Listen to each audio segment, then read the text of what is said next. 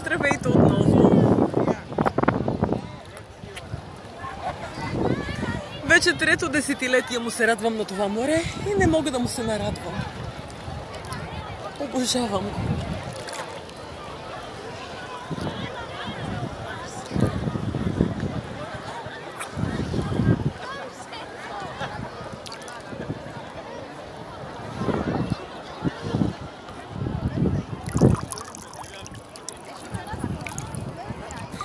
Съседката ме пита, не ми ли омръзна да плувам? Ами не може да ми омръзне.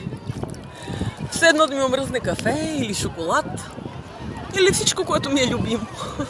Може да ми омръзне да го снимам по-скоро, но в никакъв случай да плувам.